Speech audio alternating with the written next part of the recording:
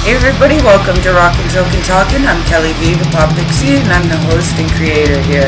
I have a wonderful co-host with Steve Lips Kubo, and we talk to so many epic bands all over the world, big bands and small bands, and so many people at a time. We have some epic co-hosts that join us, like Lane Bang Cable, who adds so much to the show with just comedic comedy and just lightheartedness. We have so much fun here at Rockin' Token Talkin'. I'm very, very proud. We have another epic co-host all the way from the UK with Jackie Chambers of Girls School in Siberia. I'm really, really proud to have her here. She is so much fun and just an angel of the metal scene. We talk to so many epic bands all around the world. We deal with so much music through the decades, from the classics right up to the brand new bands. I'm very, very proud to do this and to talk about the pandemic and how it's affected our music industry. But don't worry, metalheads, before we get you back out there appreciating and playing the music that we love to hear so much, and before we get out there to see these epic shows and droves that we love so much, we are here to keep you sane.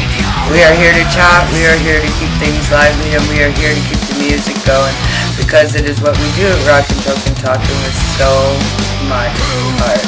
I want to say thank you to all my epic co-hosts, from Lips to Jackie to Lane, and of course all the behind the scenes help from my incredible friend Roy Stegman, and the epic occasional host with Shawn Raven Chain. It is a family here at Rockin' Token Talkin', and I'm very, very honored.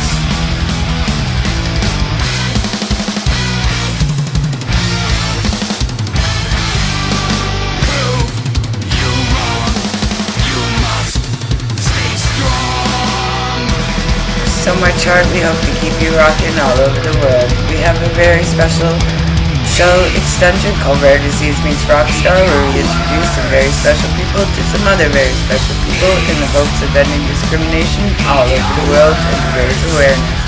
Thank you so much for my family at Rockin' Token Talkin', and if you'd like to become part of that family or to reach out and get involved, here's how you do it. Don't be shy. Thank you so very, very much to 33 and a third Entertainment. Keep it metal, everybody. Be kind to yourself and each other. Kelly V, the Pop Pixie.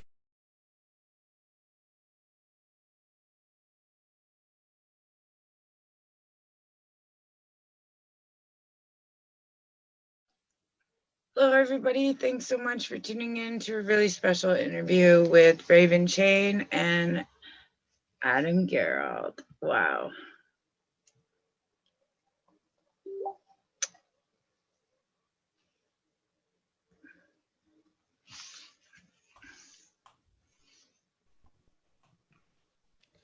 Hello, hello. How are you doing? I hear ya. There you are. Oh, great shirt. Thank you. Yeah. How are you doing? Yeah, lots of water. I know why. I know why. Glad you made it. I guess he's just installing Zoom right now. Okay, cool. Yeah, yeah. Mm. How's things going down in Florida right now? It's fucking, I'll show you, fabulous. Fabulous. Um, let's see.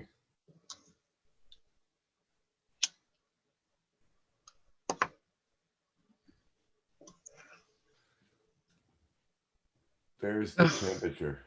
Shut up. I don't know if it translates, but it's like -20 in the morning here. I still can't do the conversion all my time, and that's Celsius, right? yeah, it's fucking cold.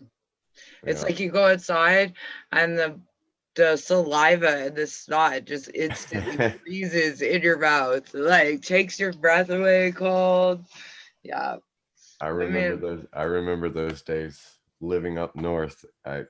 No, absolutely not. I miss Florida so much. So much. Oh man. I'm so nervous right now, I can't lie. No need to be nervous. I know. It'll go well. It always does. It always does. I know. But I could just edit this part out, right? Oh, sure, you can edit whatever you want. I never do, though. Never do. All right. I guess that's better. I still have my joint, though. And coffee. That's essential. And coffee, yes. Less mercury. Yeah, I love it. Very much so. It definitely applies. Mm-hmm. So what is your advice for dealing with nerves? Like, do you get nervous before a show? Yeah, always. Yeah? What do you do? I drink. Half the people say that. But then you run the risk of like being too messy to perform, no? Yeah, doing a shitty show. Yeah. That's never happened though, right?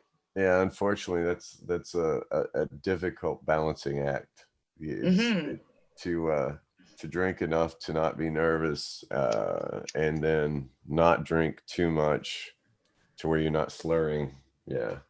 So that's most of the time I will actually perform without drinking. I mean, don't get me wrong, there's been many shows where I've been fucking wasted, but thank God not many of them have seen the light of day in video form. There's a few out there though. I'm like, I've actually called the people. I was like, please take that down. That's just horrible. Oh, that's too bad. I guess it's a fine line. Yeah, it's a nerve-wracking thing. I mean, have you ever gone to a concert where they've just been too messed up to even play? Oh yeah. I mean, sucks, doesn't it? Manson for one. Shit. Yeah, I've actually seen Manson like stumble around the stage, and about probably 4 songs in, that was it. He just left and never came back. Here we go. Maybe we won't bring that up. Yeah. Well, who knows? Like I said. Who knows? Connecting.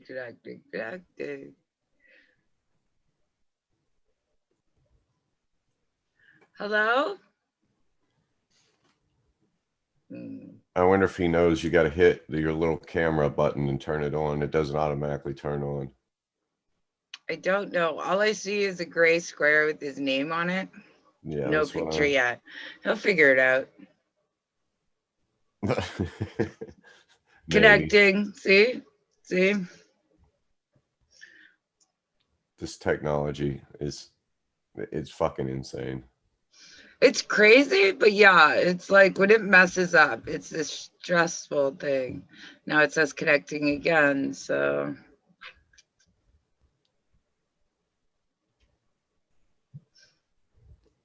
Man, I've been looking for a cool pair of shades, and with everything closed, my only 2 options were Walmart and the dollar store, and I did not find a cool pair of shades to wear in this interview. Dollar Tree. I used to do like the old ZZ Top song and buy the cheap sunglasses. There we go. Hey, nice to meet you. Welcome. Nope, no audio yet. Yeah, video, no audio. Or is that on your side? Does it make a difference if I do that? Can you hear me now? You have to do sign language. Can you hear me now? I don't think so. He's making that like blank stare towards the Yeah. camera, right? It's usually the face I make when I'm sitting there like, well, what the fuck do I do? I know, and it's funny. It's like these are only 40 minutes, and then they cut me off, and it's like 5 minutes is always this. Times 4 or 5 people. That's why COVID needs to hurry up and go the fuck away so you can get a production team in there and I know, do live in person interviews. mm-hmm. I agree, man. I agree wholeheartedly. I want that fancy desk. Oh yeah. Then I know I'm Like we were official, talking right? like we were talking last night, the whole David Letterman Exactly, spread, the right? desk and the nice couch. So people know they've made it, but so also I know I've made it. The desk. We'll All I want, we'll man. just go to a thrift store and get you some old desk and That's fine. Do. Oh, come on. All right, now I hear you. Yay! Now we can hear Yeah. you and see you. Jesus Welcome. Christ. It's like I've never worked a computer before. Don't feel Zoom bad. does that to you. This stuff fucks with me the whole time. I got into it. I'm like, what am I doing wrong? And then I looked at the bottom and I got to turn my own camera on. I was like, oh, that's why. Well, it seems like every time I use, oh wait, you guys can hear me, right? Yep. Okay. I can't hear myself, so I don't know what the hell is going on. It seems like every time I use Zoom, I have to do like some sort of different settings or something. I don't know. Yep. Yeah. I think it like it's different for everybody depending what platform you're using. Like I'm on Mac, so mine's through, Apple. Oh, I see. Yeah. Yeah. We right here are doing a fabulous commercial that Zoom should just automatically sponsor, I think, right here. The easy use us not knowing how to do anything. Anyways, well, how are you, man? Why don't you introduce yourself and who you are? Andy GEROLD. I've been a musician since I was around 12 or 13, I guess I started playing guitar, but professionally probably since I was around 25, I guess. Okay. And I'm 42 now, so a long time.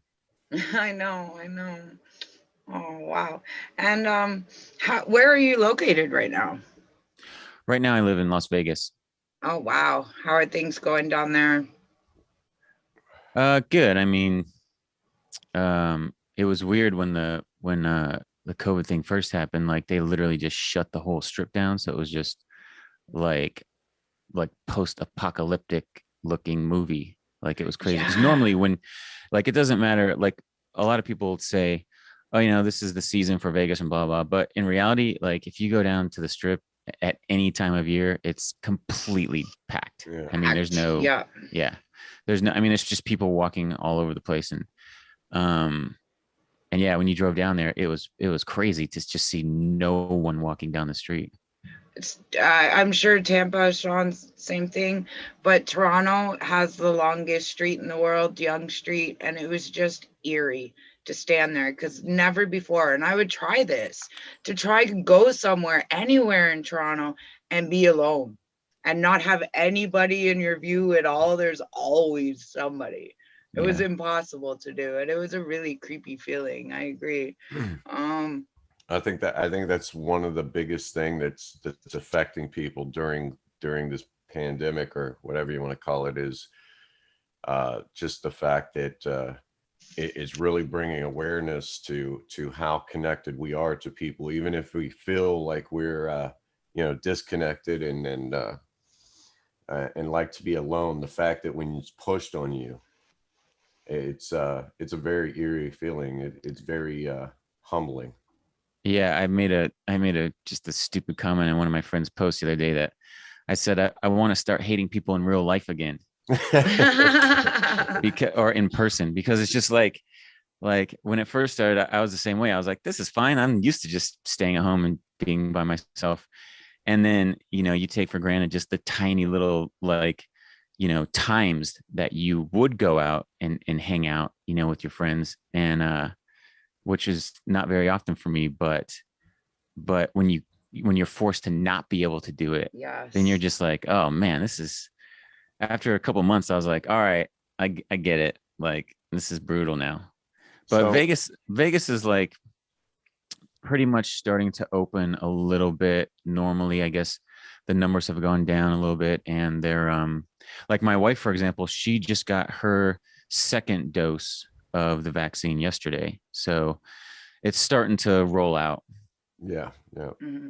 Um, down here in Florida, You guys are you just know, you guys have just ignored it dude, altogether. yeah, Completely. this is like the Wild West down here, and Yeah. I have to say, you know, my wife is a doctor, so I'm not like just spitting in science's face, but I think I think there is a bunch of fudging of the numbers out there that has led to more fear probably than it is warranted. I mean, obviously, it's a real virus. It's making people sick. It has, you know, at least assisted in killing some people. So we can't discount that. But Yeah, I dude, mean, I think when you look at just the, the cases, I guess that giant number is terrifying. Yes. And whether it contributed, 100% or, even 20% to deaths, if it had anything to do with someone dying, then that, and they wouldn't have died otherwise, then I mean, you have to count that, right? I mean, yeah, I don't think there's a lot of COVID, just, oh, this person died from COVID. It's like they had the virus and it made them sick, and it made, something else more complicated, right. The which led to their death. comorbidities. Yeah. Yes. So, I mean, regardless, it's like I still haven't gotten it, and pretty much everyone I know has had it. And I mean, even my wife had it like a while ago, about probably 6 months ago or something. But it was so mild Mhm. that it was like she had symptoms for basically like a night. And then we had the people come, they actually like came to our house and did a test, and she got her results back and she tested positive and I tested negative. So her case was so So mild that she yeah, didn't even like give it to me. And we're right. like That's literally in the same house all day long. Like, so same thing with actually with her mom. Her mom's husband had it and her mom didn't get it. Oh So wow. it's just it's really weird. strange. Yeah, Yeah. I it's so strange. It's almost like it's programmed to get certain people. I mean, I as Well, know. strange And as yeah, that almost. seems. Yeah. I I know It's people who have died. I know people who have died or have had family die. And I think it strikes a different chord when it becomes a yeah. reality to you personally. Um, I also am just wondering how, Florida is opening wide up, and I Oh, we've think been open. We've been Yeah. been wide. I don't open, think they ever right? closed. And now we're stuck I'm stuck in Toronto where they've had this wishy-washy shutdown of things, right? So it's like we had a curfew, we had, everything shut down but the pharmacies and Walmart. And, it's like you have to do one or the other, completely shut down or stay open so it runs through the populace, I think. Yeah. Well, I don't think they should just let it run through the populace, because that would kill a lot more people. But um the problem is that, like, shutting down the whole economy and the government, like in America at least, the government not helping anyone with, helping pay their rent or doing any of that stuff. You can't do that. Someone has to work, right? I mean, Yeah. people have to pay their bills, and so there's no way to, I think the countries that did just completely shut down, well, their governments subsidize everyone and, gave them money to pay their rent and pay their bills and blah blah blah. And and it seemed to work. At least it worked a little bit better. But Mm-hmm. Mm-hmm. America's weird though, because, it's just like one Shut half. down America would be I just wow. don't know. I don't even know if that's even possible. I mean, Vegas did it. Vegas did it for a little bit, basically shutting down the strip and everywhere. And people went bonkers. And the governor basically had to sort of like open things up as far as like, okay, well, you can have 20% capacity, right? So that's what he started to do. And if the numbers kind of stayed the same, then he sort of like went up a little bit, and the numbers went up, of course. And then he had to shut down stuff a little bit. And he kind of did this back and forth thing until it sort of leveled itself out. But you know, I mean, you notice the trend every time he opened stuff up, the numbers would go up. Obviously, I mean, that's like, of course. But once they did the mask thing, they did a mandatory mask thing in Las Vegas, and once they did that, it really helped. At least it helped the cases for sure. But now I actually just read today that I think 3 or 4 of the casinos are going to be 24/7 again. Oh, wow. Because the numbers have steadily gone down, and like, I guess the trend.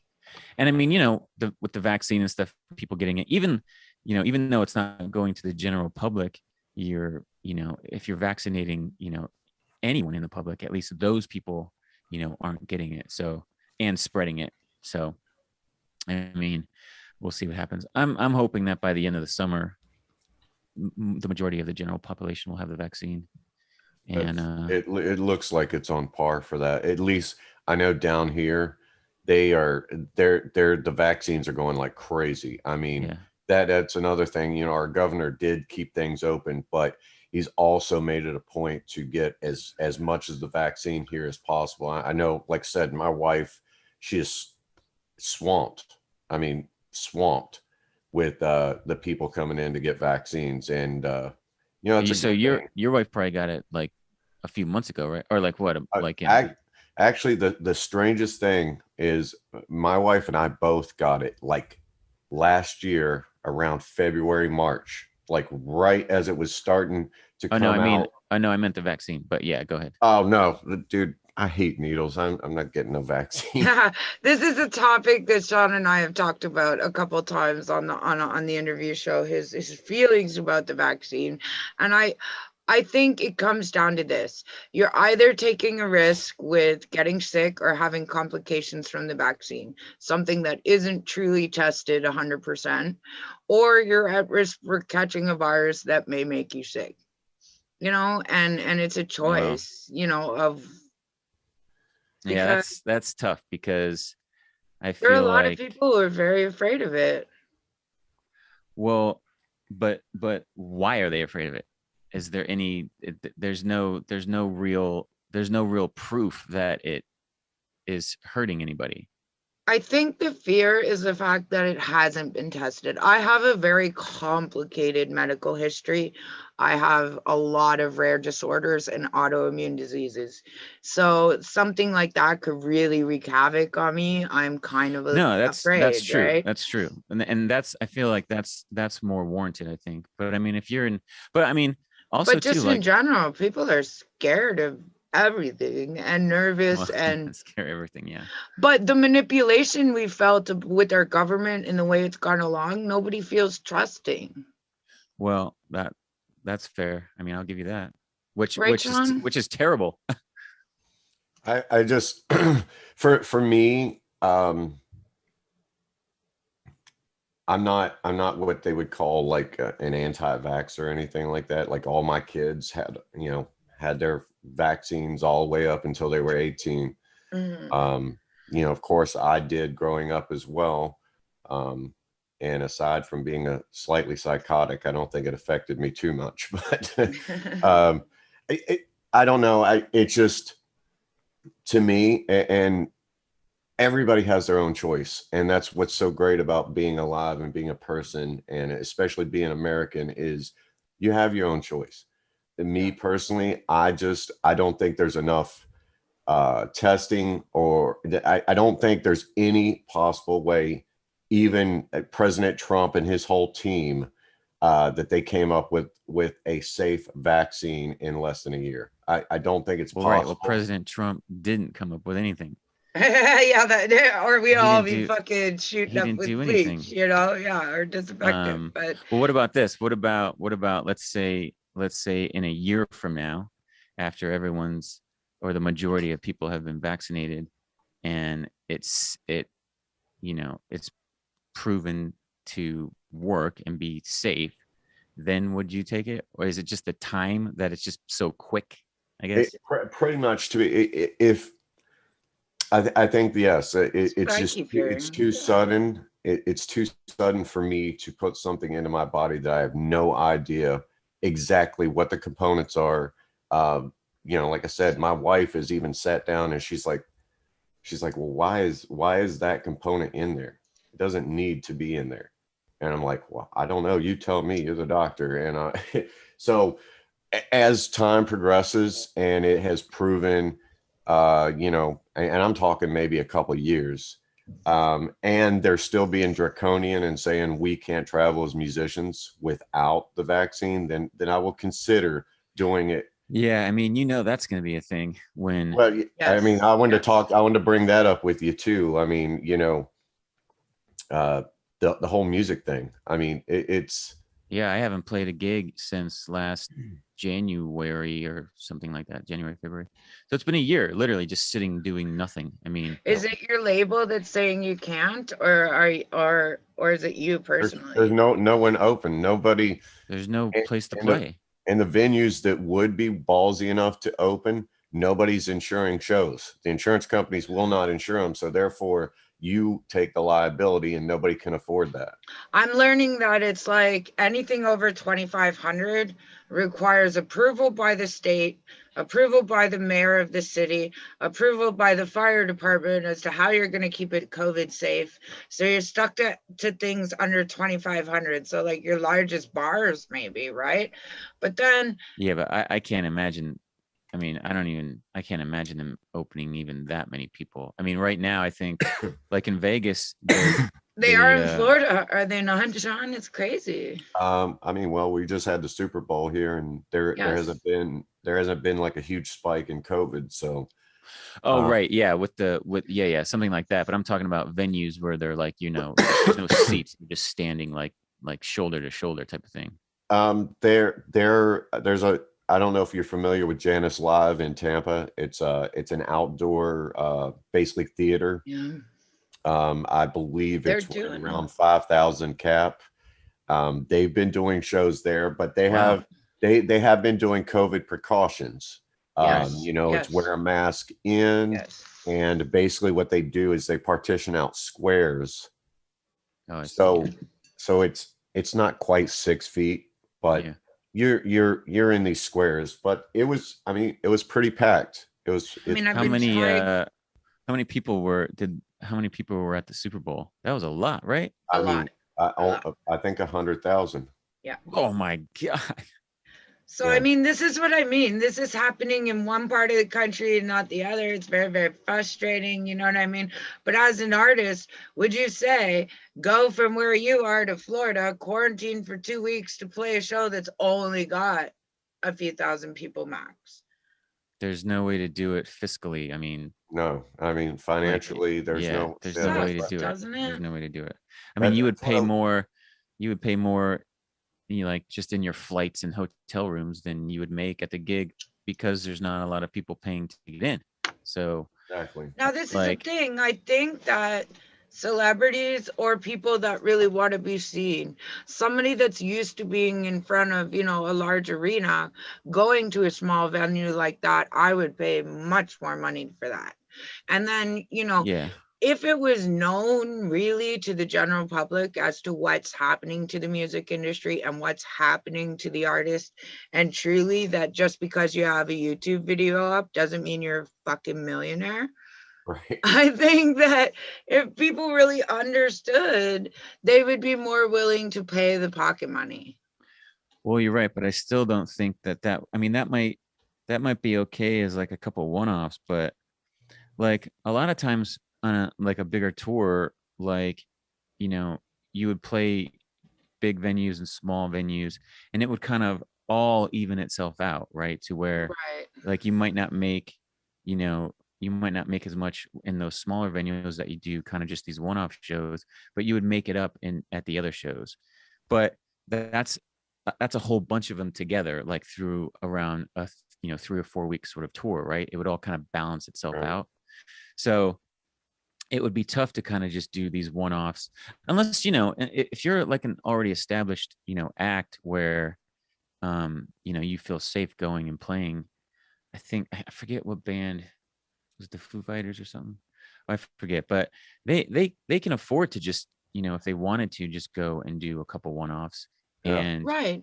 I'm maybe I'm break even or whatever. But I'm talking to the superstars sometimes, and they're all just itching to play. So I think it's a matter of like, what the hell? If I can get there, you're gonna cover my cost and feed me, and I'm gonna be okay. I just want to freaking play music, right? yeah, Yeah, I I mean, mean, nice to be the able the to. want the want and the desire is there, but what Andy's saying is Is to not get feasible. a band of any stature whatsoever on the road, or to do, like you said, a couple of one-offs. I mean, the average person has no idea what costs go into doing a show like that. For one, it's not like they just show up and No, they I get know. all the money. The artist actually puts up money, Yeah. you know, travel, all that stuff, um, yeah, I mean, like with Manson, we would have to do like one or two big shows just right off the bat, and then they Hmm. would use that money to fund, the subsidize start. the rest of the Yeah, tour. Yeah. just to Yeah. start the Mental. tour. Because it's like, yeah, like he said, it costs so much money. I mean, we had um 3 or 4 buses, a couple semis. I mean, imagine just the gas money it takes to Yeah. move Yeah. those vehicles Yeah. And they're is all diesel. tens of thousands of dollars. Like Yeah. just to do that. I mean, it's just like And it's how it's many people are insane. actually involved Yeah. with I mean, Well, you yeah, got between yeah, all the it's lighting, all that. I mean, crazy. like, yeah, it's an insane amount of money to do it, especially now because of like, gas and stuff. And I speaking of have a which, what are you question. doing musically now, Andy? What's I'm that? sorry. What are you doing musically now? Right now I'm just working on a couple original projects, and I do uh I do like some gigs out in Vegas that just kind of like pick up gigs, but I do my main gig is this Tom Petty cover tribute band that we've been doing for like a couple years, and we like travel all over the place to do it. Um and It's a lot of fun, but right now, like we have shows booked. We've had shows booked since the beginning of the year, and they just keep getting canceled one after the other. Hmm. All our shows last year, obviously, and so now we're just kind of like going week by week of like, is this one going to cancel? Is this one going to cancel? So, but they have to book the shows out so far in advance that you like plan on it, and then like a couple weeks before the show, it's like, nope, that one's Nope. canceled again. Yeah. Nope. So, but That's disappointing. I hate. I Yeah. feel like I feel like once I feel like once it gets going though, I mean, it's going to be awesome. I mean, people are going to go nuts when the Right. live shows come back. And you know what? If you have to wear a mask in there, um, if you can wear a mask and stand up with a bunch of other people and watch live music and then fine, whatever. I I mean, don't Whatever. think I don't Yeah. think people will care as long as they get to go. I don't know if you guys remember or saw the benefit concert in Toronto after the SARS epidemic. I don't remember.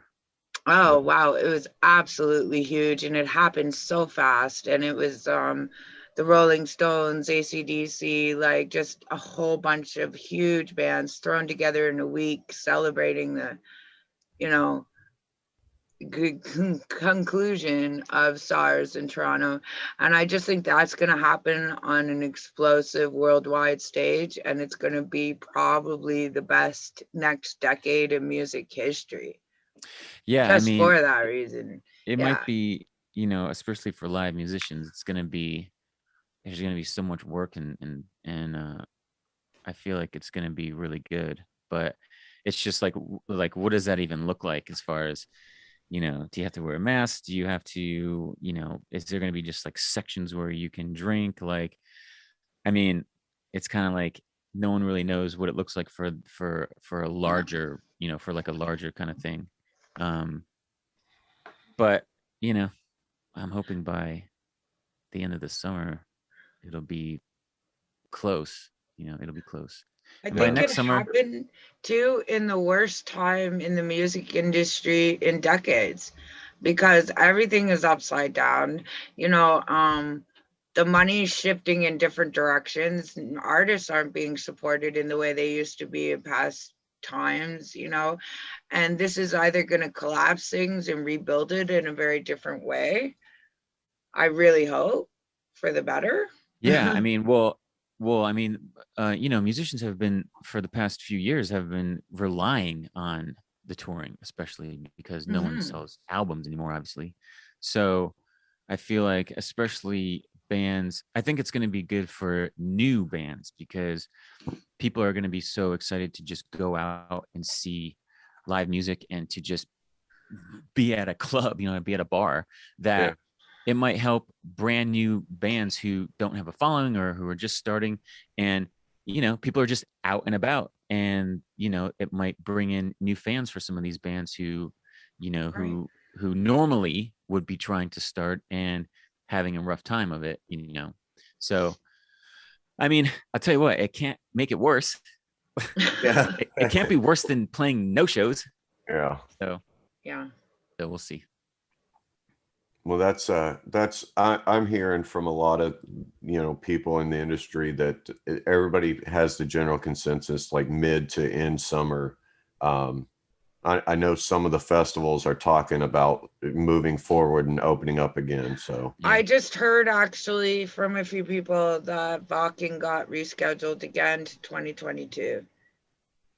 So what did? Vakin. Vakken, yeah. Yeah. So I mean, if the big major festivals are like doing something, I think everybody's gonna freaking follow suit, unfortunately. Well, And it's again, like you said, the insurance. I'm sure it depends country by country, but like, I didn't want to believe it when somebody said that last March, 2022, and I was like, oh, Yeah. you Also, you just gotta think duped us about, all. yeah. Well, you also got to think about, like, a lot of those festivals, like in Europe and stuff.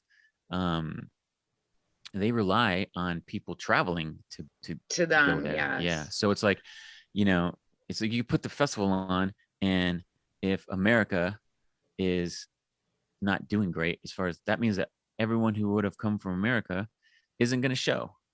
Yes. or And can't isn't and go. or can't, yeah, exactly, or can't go, and isn't going to pay for hotels there, and going out to eat in restaurants there, and just normal touristy stuff, right? That makes, wherever those festivals are, that makes them money.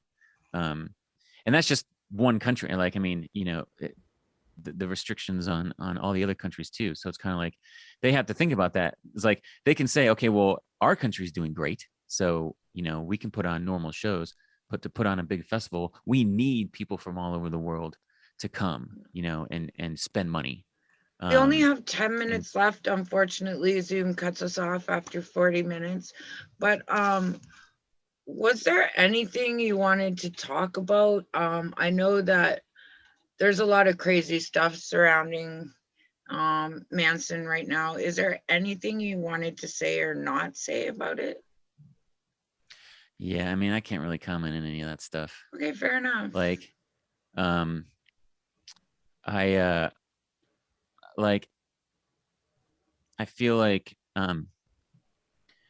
you don't want to take anything away from what the victims are saying, but everyone has their sort of own experience with him, I guess, as far as even like being in the band, being his manager, being anything, right? So I mean, like, you're in his little bubble, but there's still pockets of that bubble that you're in, right? So I never I was never around him when he was at his house, ever. I never went to his house, because I didn't live in LA. So any of that stuff, I literally don't know. I have no idea. I feel like I don't want to take sides. I don't want to, like you said, feel the same way. But my frustration is that it hasn't been proven one way or another, and his label and everybody is dropping him like a hot potato before knowing. And I think that there are so many artists who have committed crimes, let's say serious crimes, murders, rapes, drunk driving, horrible things, you know what I mean? And they're Yeah. Are still you seeing allowed that, to Raven? keep their stuff. And I think that's where my frustration is I feel public persecution. The minute it stops selling records, everybody's like, whoa. And I'm frustrated by that one aspect of the lack again of label support. Yeah, I almost think that this might be, um I guess this might have been building up to this a long time ago. Yes. For him specifically, or just in Yeah, general? And for him specifically, and you know, like it's tough, man. I mean, like, you know, he like he said in his response, like he said that, you know, his life and his art has always been, you know, a target for controversy, and he's right. I mean, Yes. um like when he first came out, well, I mean, when he first came out, everyone was, all the, you know, mostly the conservative people, and even my parents and blah blah blah, they were trying to cancel him from the beginning. Yes. right, Yes. So I feel like, um I feel like maybe this was just the sort of straw that broke the camel's back type of thing, to where it was like, you know what, you know, it's only going to take that one thing, you know, to just blanket, just all right, it's done type of thing. Um but yeah, I mean, the it's tough because I don't know. I don't know what happened with those Nobody people. does. And it's kind of like, if they're saying that that stuff happened, I mean, what does, especially like someone like Evan, what does she get out of it? She doesn't get anything out of it as far as money or anything like that, to come out and to say that stuff. She has a great career. It's not helping her career to, you know, say that stuff. Um, so I don't know, man. It's a weird thing. yeah, it's hard to say. I mean, because you could speculate all day long. It doesn't mean you have the facts. I mean, Yeah. it And it's like, it's that thing where it's always that, like, do you separate the artist from the art type of thing? I mean, they still play fucking Michael Jackson songs on the radio. I know, and And I can't. that dude, I Ugh. mean, come on. Even if he Yeah. didn't do the worst possible things to the kids that they say, he did something. The Yeah. parents said that they went into the bedroom with him and blah blah. Okay, so that's weird. Yeah. But And it should killed we? again something so sacred to my childhood. You know what I mean? I Like know it's it brutal, just, man. and this is, and I can't, I couldn't bear it. If this broke the love affair with the music, that's just so damn fucking good. But we all saw publicly that he was struggling. We all saw that his lifestyle probably wasn't the most healthy thing in the world, just visually, like wore it on his Yeah. face, you know, you can see it. Yeah. And it was allowed to happen, you know. Well, I like, you know, I used to say all the time, you know, after I left the band and stuff, that, like, you know, Manson was one of the last like true rock stars. Yes. Like Genius. him, Scott Weiland. I mean, these guys, not that it's good or bad, but they, you know, they lived like that rock and roll lifestyle, and um it eventually will catch up to you, if not by Yes. killing you, at least Yes. by deteriorating your health and your mental, you know, your mental health. And how many people have we lost? How many people that we, after it happens, cry and the whole world goes, what the fuck could we have done? Yeah. But the people in control of you, your managers, your friends, the people making money off of you should at least be the ones taking care of you. And this is, Yeah, but I usually think, usually it's the opposite of that. right. They're the ones. They're the ones yeah, but I feeling it, though. mean, Yeah, they're the ones no, feeling it. like Yeah. this is the what I hope to God changes again with the complete collapse and rebuilding of the music industry.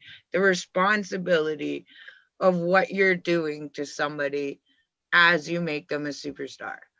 Wait, I Well, mean, you have to sorry, go ahead. remember that, you know, Manson, Brian is a real person. He's not just Marilyn Manson. You know, he has his own demons, his own childhood, his own memories. You know, he's a real fucking person. And most people deal with it like by going to the bar and getting too fucking shit faced or whatever. You know, Manson just has a bigger bar and a bigger buffet, and people saying, yeah, we want you to be the fabulous disaster because it sells records, it sells exactly, shit. That's the thing. So, yeah. But you know, again, all these people, all these stars, Britney Spears, Manson, they all have handlers. They all have people that, you know, walk them from the car to the hotel. You know, it's kind of hard to put a leash on an artist because that's just how they are. I mean, you know, yeah, they have to want to do it themselves. Of course, I remember does I think, in not dealing with that. But I think Kid Rock was talking to he was talking to Howard Stern, and he was saying how, you know, once he made a bunch of money and stuff, he had like, you know, people at his house like taking out his garbage and cleaning and blah blah. And eventually he was just like, it got to the point where she's like, I'll fucking take out my own fucking garbage. Like, you know, like I just live my life. Like, you know, when I'm at home, I'm just, that's what I do. I fucking clean the dishes.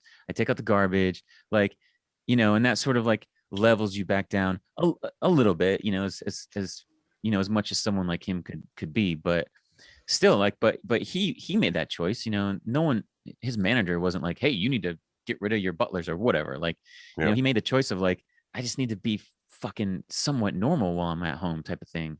And for some of them, it's just, it's harder, you know. Dude, it was great talking to you. It looks like we got less than a minute. I don't want to cut you off, just blank screen. Yeah, oh, that's no okay. kidding. Yeah, I get it. I can't thank you enough for doing this. It's quite an honor to me. I've been a huge fan of you for a very long time. You can just ask anybody. But is there anything you'd like to say or leave off with? Well, I'm currently working on a couple original projects, and when those come out, maybe we can do another one of these and kind of just use that to promote something, because I don't really have anything to promote right now, so it's just more of just us chatting, which is cool. Like yeah, this was cool. It actually, the other one I did, I just did another one, which is funny because I've never done podcasts or anything like this before, and then all of a sudden now they're just like popping up. But the other one I did was just with one person, which was cool, and him kind of asking questions. But this was actually a little bit more fun because it's like three of us just kind of chatting. Yeah, I love Kelly's format. I was telling her that her format of just hanging out and you know, having like-minded musicians and people with